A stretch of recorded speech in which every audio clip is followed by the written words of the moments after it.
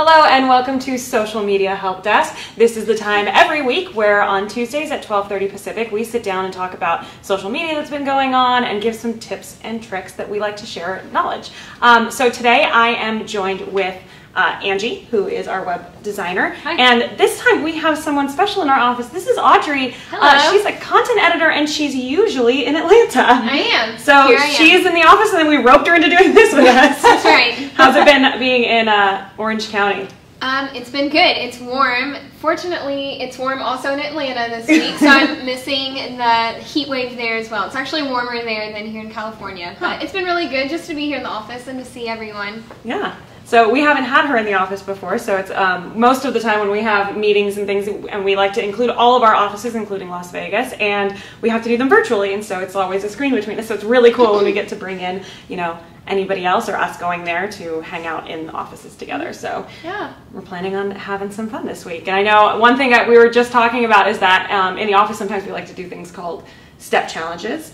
You are one of our captains. I am. And you haven't had time to be in the office with Taylor yet. She's been very busy, but that's our other captain, so I'm expecting a lot of smart talk from everybody, to be honest. It's been good, fun. healthy competition. Right. Yeah, exactly. We're very competitive here. Okay, so let's go ahead and jump into it. We have a couple of things to talk about.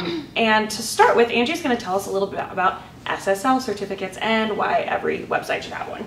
Yeah, so it's kind of been a big topic in the web department lately. We actually just got a few more of our clients that we're going to be adding SSL certificates to. It's really important to tell you what it is. I can tell you what it means. It's a secure sockets layer. Honestly, I didn't really know that's what that meant, but what you need to know is it's just, it's an encrypted link between your browser and the server. So it's basically taking, every time you put your login, your password, credit card information, email, it's creating like an encrypted message so that hackers can't get your information. So it's like this security lock on your website. So that's what the SSL is. And so if you don't have an SSL, you might be thinking, okay, so maybe my site's too small, I don't need it. Hackers can get into any size site. Oh yeah. And you may not even know, especially if you don't go to your website very often. So that's one thing. If you have an e-commerce website, you most likely already have an SSL, but if you don't, you should definitely get one, because storing your credit card information is big no-no if you don't have one. And it used to be that SSLs were mostly just for e-commerce. Right. You know, they were like, oh, we don't need it for anything else, but now, you know, we talk about how we run things to landing pages, and you're collecting people's information. You don't want that getting out and having your website be the leak. Right. And then the number one thing, I think that's probably the most important, and I think that you'll probably see the most results from, is Google's going to start penalizing websites that don't have an SSL certificate. Really? So you're going to get pushed further down in the Google searches, and when you go to the site, it's going to say, like, I know this is on Chrome and maybe some other browsers, but it'll say the site is insecure, and it'll give you a warning. You might have to actually click through and say, don't enter any personal information. This site might not be secure. So you're already alerting your client or viewers that your site might not be secure. So that's not not a great first impression. Yeah, no. Yeah. So, and even if it doesn't give the whole page like Chrome warning that like, hey, this might not be secure, if you look up in the URL bar where it usually would say like HTTP, it'll say in red, not secure. It doesn't have it, and that it's very scary sometimes when you see websites like that. Yeah. Right. And it's like even your email. Like, I know we get a lot of spam email, but it could be even worse. You know what I mean? So it's not just like your personal information, it's supposed to be your email. So what do you need to do to get an SSL certificate? Well, a lot of times you can either come to a company like this, or you can either get it through your hosting or your domain. It's a fairly simple process. It kind of depends where your site is hosted, but it's a yearly plan, kind of like how you pay for your hosting and your domain, that you just pay for every year, and then your site's secure. So it's pretty easy. Yeah. So there's really no reason. There's really no reason to have it. It's like pretty much the standard for websites nowadays. Like, even if you're not even storing information, it's just a good idea to have an SSL certificate on your website. Because we're getting so used to seeing it. Right. Yeah. Right. And eventually down the road, if you do want to start doing any of that, you're already set up. So it's kind of a no-brainer. Yeah. And how do you know if you are secure or not? Like, how do you know if your website is SSL or not? So HTTP and HTTPS. So if you see the S, that means it's secure. And you can also click on that in your browser, and it will tell you it will give you more information on the certificate. Okay, so every website you can do that too? That's really cool. So if there's no HTTP, a lot of times, especially if you're in Chrome, it's going to say to the left of it, not secure. So then you'll know right away. But yep, you can actually track back the certificate as well. Is there different levels of SSLs? I genuinely don't know. I believe so. I believe so, but I think if you just get the standard one, like on GoDaddy or Bluehost, I think that should cover you. Okay. I'm sure there's more. Like if you have a really big e-commerce website, you might want to, or like bank websites, things like that, are going to have a totally different level of security. Yeah. That's like beyond SSL. Yeah, it's more than that. That's the first step, and then they're going to have like all these other encrypted. Different kinds of protocols, I'm sure. But very cool. Yeah, it's been a lot. It's been the talk of the office in the web department. We keep talking about, okay, who has it? Who needs one? What do we need to do about it? Figuring it out. Like a new client comes in, they're like, I don't have one. You're like, okay, we're going to put an SSL certificate. We recommend it for everybody. So we even have them on all of our websites. So there you go. All right. Well, thank you so much for the information. If you do have any other questions about it, feel free to ask us. We can help walk you through it. No problem. So moving on, we're going to have Audrey talk to us a little bit about how to have SEO for Pinterest. Right. Yeah. So I don't know about you guys, but when I tell people I work in social media, they're like, oh, so you do Facebook and Instagram and Twitter. They always like leave it at those three, right? Because those are like still, even if they're not the most popular, they're the most popular. Yeah. But people forget about Pinterest. It has over 250 million users every day. That's crazy. Which is, it's so crazy to think about. And so because of that, the SEO and how your pins rank on there is really, really important. So we know what SEO is. We talk about it a lot on the show. It's how you end up ranking specifically on Google. That's how we usually talk about SEO. But Pinterest has its own SEO. And so we have a couple of tips for you to either make your old pins better or as you're creating new pins to have better success. So one of them is using keywords, and you would use the same keyword strategy that you would for SEO for website or blogs or anything like that. And if you need help coming up with keyword strategies, you should reach out to us because that's something that everyone on our team is really well versed in. So the same thing, but you have to be careful with how you use it because it's still like a social media post. So you don't want to flood it with like, here's all these like 50 keywords I've like smushed into, one pin. You have to like strategically put them in there so it doesn't look like you're obviously just listing out keywords. Yeah. And so with those keywords, you want to make sure that you put them a couple of different places on Pinterest. One being your description. So you have a profile, if you didn't know that, and you're a user on Pinterest, you have one. And it even took me like, I don't know, maybe like 5 or 6 years before I was like, oh, people are following me. I can follow people. That took me a while too to figure out, and then like one day I apparently had notifications on that I didn't realize, and I was like, my mother-in-law is following me and sending me things. What's going on? Right? Yeah. Right? I don't know. I just thought that Pinterest was like my place was gonna do my dream wedding and then my dream house and be done with it. Every girl does that. Right. But it turns out you have a profile and you have a description, and you can take advantage of using those spaces to plug in some of your keywords. So that's a great place in your bio, your description. And then another great place is the title of your boards. So you may want to think through more than just like house board. If you're trying to sell, I don't know, Amazon Alexa. This would be me talking to Amazon. If you're watching this and you run Amazon social media, thank you for that. But you would want to use keywords like, I don't know, helpful tips, helpful things around the home, or smart home, those kind of things that you'd be searching for. So that's another great place is your board titles. So moving on, similar to keywords are hashtags. So have you guys ever used hashtags on Pinterest? Never. I didn't even know that was a thing that was possible. I've seen them in the comments though. I've seen them lately, but I've seen them lately, and that's the thing. So right now, one reason I think Pinterest is really trying to stay top of news. It's like we said in the beginning, it's not the most common thing you think of, and there's rumors that Instagram's getting ready to roll out a feature that makes it identical to Pinterest. Right. So they're really fighting for different ways to stay ahead. One of them is they are using hashtags to weigh in the popularity of your pins. And so same thing as keywords, you don't want to flood them. Like on Instagram you can put a chunk in and you can kind of hide those aesthetically with like a few dots or spaces. But the same thing, you want to make sure you're using hashtags, but you don't want to flood your pins right now. Because no one wants to see that, like, oh, they're trying to, you know, get me to do this. No one wants to see that anyway. So that's really important to know.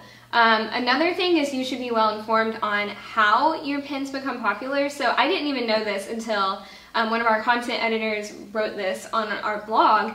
But your pins go to your friends first, or whoever follows you. Okay. And it's up to them to pin it. If they don't pin it, it doesn't go out to the public.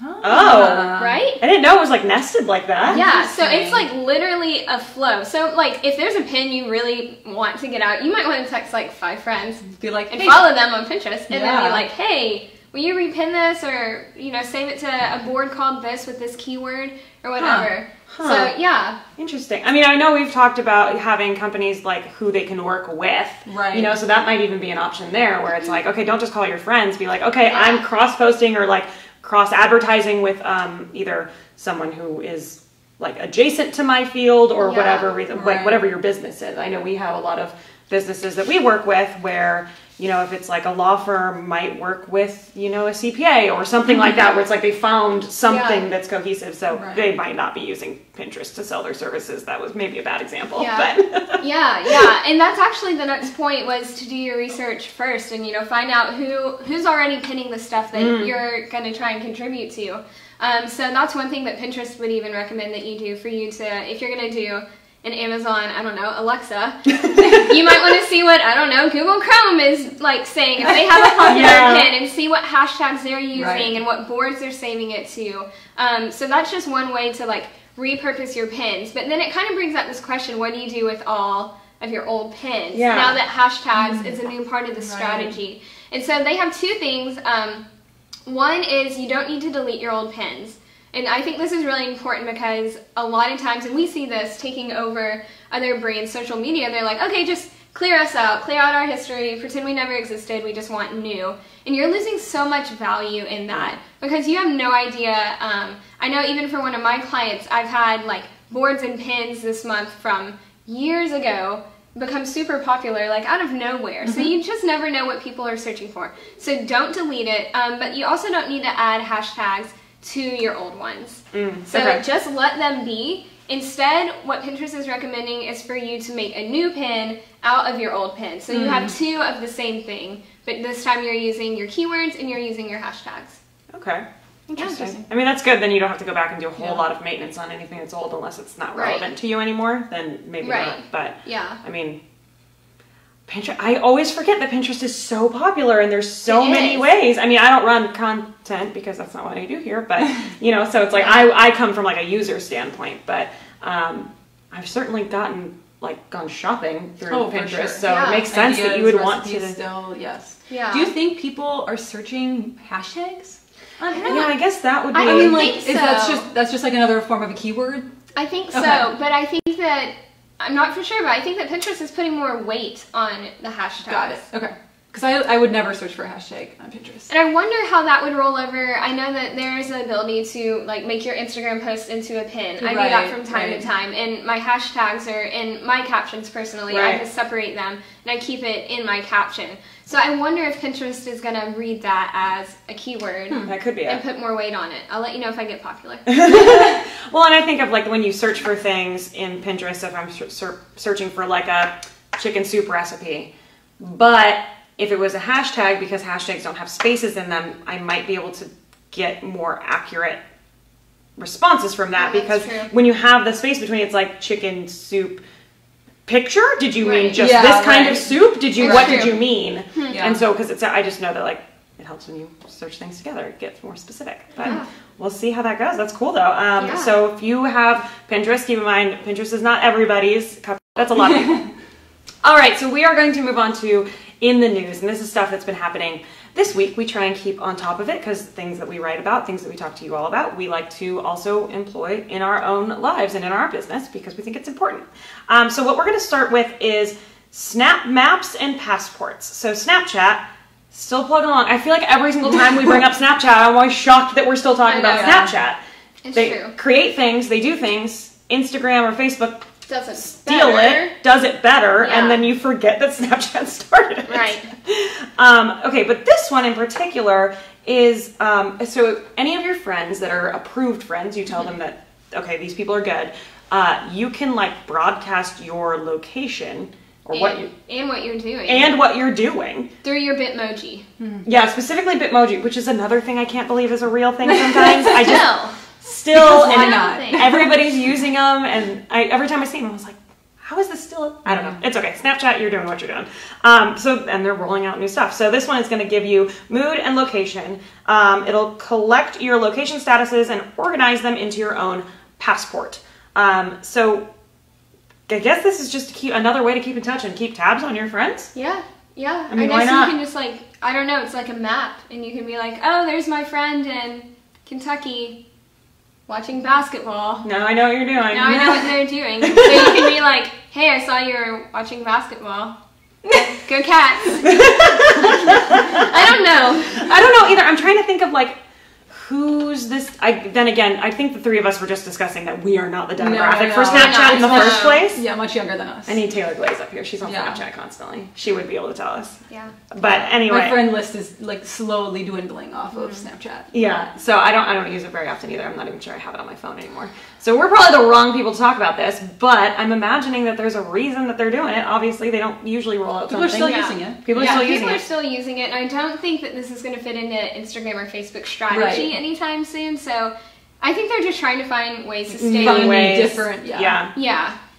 But wasn't there another app that used to do that where you could check in at a location and tell people what you were doing? What is the name of that one? Foursquare. Thank you. Squarespace is a website. Not that website. Andrew is giving us answers back there. Andrew, we need to give you like your own little mic so you can just say things to us every once in a while. Yeah, so it was Foursquare. That's what it was, where you would check in at a location. And you get like coupons and discounts. Yeah. And checked in so many times. And So who knows? Maybe this can be a thing for brands. Right now, I think it's just like for relationships and I think so. Friendships. But I've never seen a new feature show up that somebody doesn't figure out how to use for brands. Yeah. Somebody figures it out. So I don't know. We'll see. Yeah. So next up, in a little more of the business end of things, LinkedIn has created the ability for you to actually upload PowerPoints and PDFs directly to not only your timeline, but also groups. Yeah. Which wasn't a thing that used to, she wrote, I keep looking at Audrey because she wrote this one about all of our stuff. So she's like the expert on this stuff.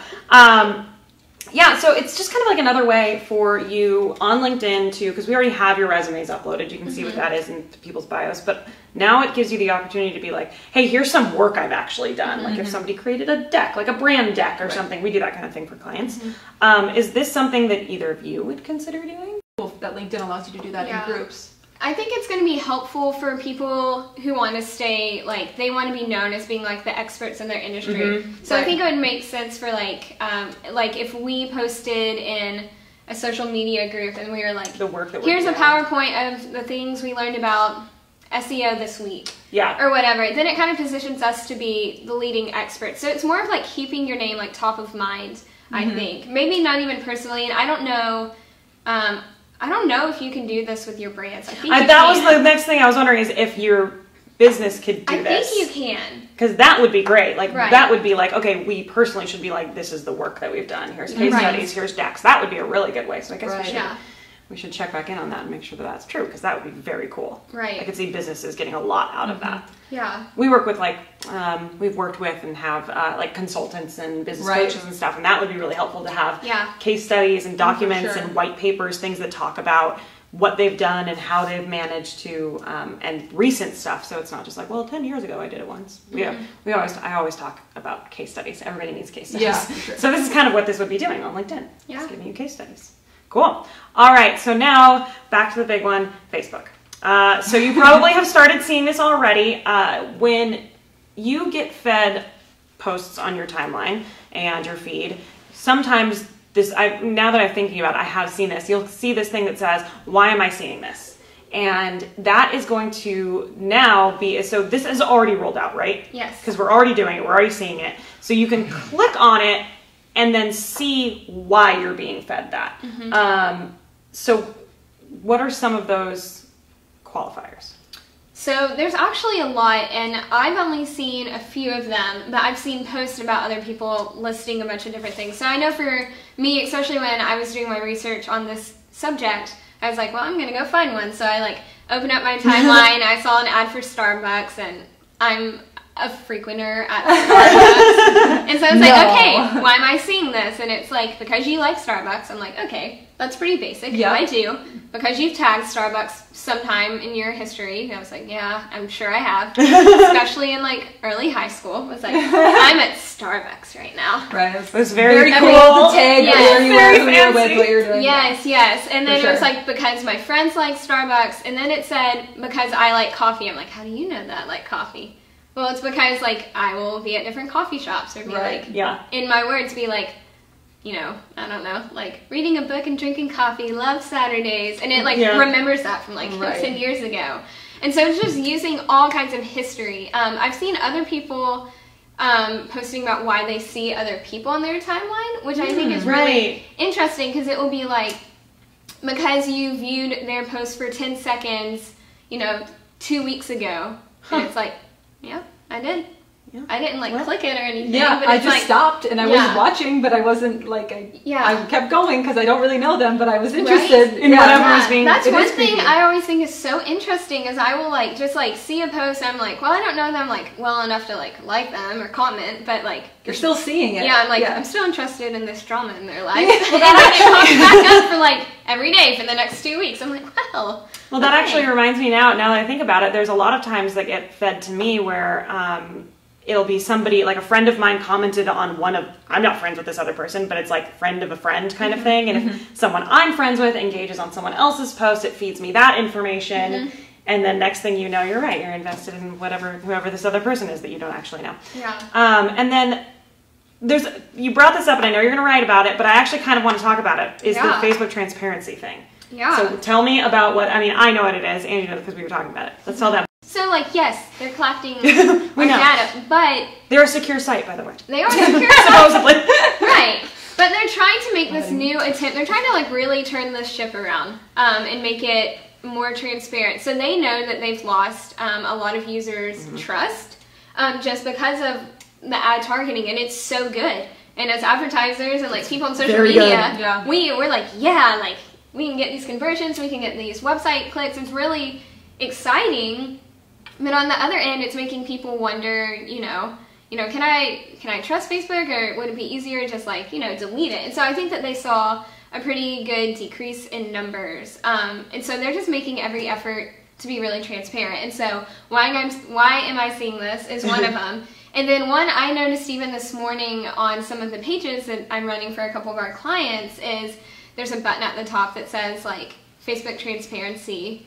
And you can click on it and it will tell everyone all the different times this page's name has changed, their description, if they're running any ads, and you can even click on the ads and see who they're targeting specifically. Wow. Yeah, so it's kind of like, I don't know, giving people just a deeper look at like, Yeah. I don't know, do you really want to be associated with this page or whatever? Right. I think, Yeah. I mean, that kind of goes along with something that we've been talking about internally too, is that there's been changes to how real estate is allowed to be marketed. Yes. And so that includes that same kind of thing where it has to tell you like who are you targeting, because Facebook got in really big trouble because they were allowing certain kinds of filters that were allowing certain Yeah. people to target away from certain people. And it's like, okay, that's not equal housing opportunity. You're not allowed to do that. Right. And so that's kind of the same thing, is now they're saying, okay, all businesses are just going to have to do Yeah. this. And so I think that says a lot about the integrity of your brand, of saying, okay, know that this is out there and it can be found. How are you going to represent yourself? Yeah. So it's a way to consider. Yeah, and I will say that the account I noted on this morning is a real estate client that we have. Huh. So I don't know if it's rolled out to all businesses yet, Yeah. but at least it has for real estate, and I don't think it's a bad thing. I don't think so either. Honestly, I mean, I want to know. I mean, even though we're in social media, like we want to know too. I extra want to know because I'm in social media. I'm constantly just like, wait, what are I you wonder doing? who are going to click on it. to actually? That's what I'm curious about. You know, are they going to see it? Is it sort of hidden? I haven't seen it, so I don't really run any social channels. So yeah. No, it was top of page, It's top of and page, I saw okay. it a couple of times before I was like, okay, what is this? So like, people are going to click on it out of interest. I think so. Okay. I think it like, because they don't, I can't remember exactly what the button says, but it sparks curiosity. Got it. Okay. Like it makes you be like, oh. So it's not like they're like Facebook's not going, okay, this feature's there, but it's buried. Right. They're going to be like, Which nope, they've it's done. up front. You need to know because Got they it. have done that in the past. It's Yeah. buried information. Okay. Yeah. Okay. So yeah, and right now I'm undergoing some deeper training with Instagram and Facebook, just for the sake of continuing education here in digital marketing. But one thing that Facebook's really making an effort to is to drive community again. So they said that right now Facebook is like a town hall. Like you show up and everyone contributes, and they're trying to make Facebook feel more like you're in your living room with your friends. And so because of that, they're offering these transparent options, and I think that you're going to be able to be better informed of how you're targeted, so that you can be like, okay, I don't want to see this person's stuff anymore, so I'm just going to scroll past it or hide it or whatever. So you can kind of tailor your living room to be more you, if that makes sense. Oh, Interesting. That's very cool. Yeah. I'm glad they're doing it because I know that it's been a hot button issue for a few years It now. has. So we've all been watching it play out. Right. I read the news a lot, so I just sit there and I'm like, oh, what's Facebook doing now? Right. Because it felt like for a while they were just serving you ads. Like you went to this website, Yes. now you're seeing this ad, and you're like, oh, really? Right. I already bought that. I'm done. I don't want to buy Yes. it. Like, Yes. so it That kind of is the one that bothers me. kind of feels like that. So it's good that they're maybe trying to get away from that to get you to, custom tailor your own. Yeah. Yeah. I Feed. think they are. Well, good for Facebook. Yeah. They come up in the news every week. We always have something to say about Yeah, them. we do. So you'll hear about it more. And so again, thank you for joining us at Social Media Help Desk. What we do here is just to give you information, something that we really care about is education. We don't think that we can be gatekeepers of like what social media does and how advertising and branding works. Like we don't want to do that. So we have blogs up 8 times a week. So one more than there is a day in a week. And you're going to be able to keep up on everything and see what's going on. Andrew is counting in the background and making me laugh. Stop it. So thank you again so much for coming. I want to thank Angie and Audrey. Well, Audrey specifically for traveling from Atlanta to do this. All this way to do this show. Just to do this, guys. Overachiever. Yeah, right? Loyalty. Sure. If you have any other questions for us, feel free to either leave a comment or you can email us at tips@kwsmdigital.com. We will see you next week. Same time, same place. See you. Bye. Bye.